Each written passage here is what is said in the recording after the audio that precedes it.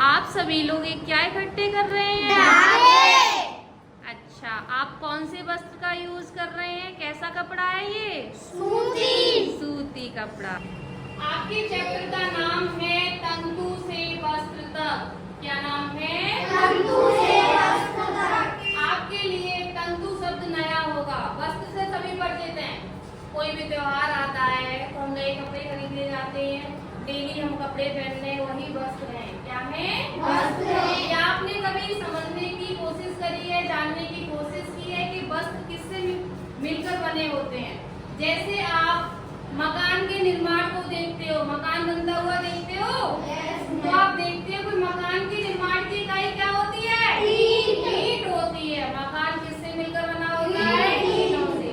उसी तरह मानव का शरीर किससे मिलकर बना होता है?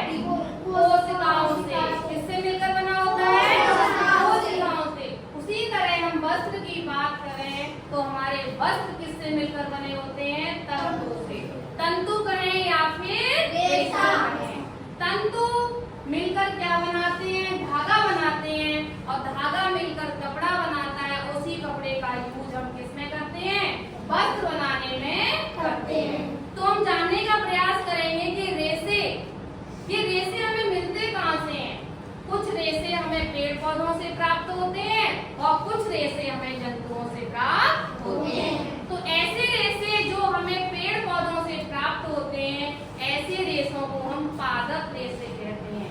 ऐसे रेशे बोलते हैं पादप रेशे। और ऐसे रेशे जो हमें जंतुओं से प्राप्त होते हैं, ऐसे रेशों को हम जानतर रेशा कहते हैं।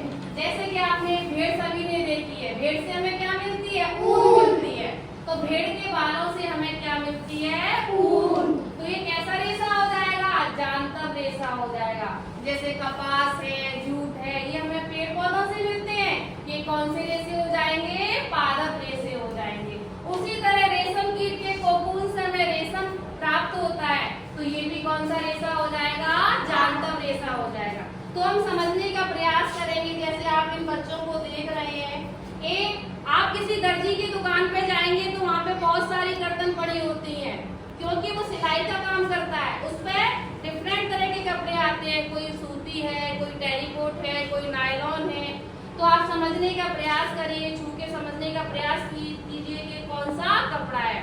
आप एक सूती कपड़ा लीजिए और उसको हैंड लेंस की सहायता से जब आप देखेंगे तो देखेंगे कि इसमें छोटे छोटे छिद्र दिखाई दे रहे हैं।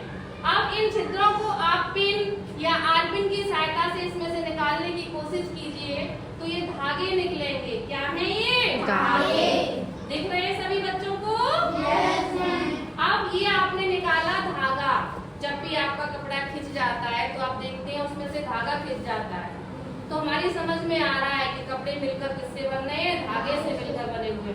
अगर इस आप धागे को एक भाग को आप दबा लीजिए अंगूठे से और दूसरे भाग को खींचने का प्रयास करें तो ये भी क्या लग जाएगा? टूटने लग जाएगा। तो ये छोटा रेशा ही क्या, ये छोटा ही क्या कहलाता है? तंतु या रेशा। जो इसका छोटा भाग है धागे का, तो धागे किससे मिलकर बने होते हैं? तंतु या फिर रेशे। तंतु करें या रेशा, एक ही बात होती है। तो देखिए आप ये फ्लो चार्ट देखिए, तंतु मिलकर क्या बना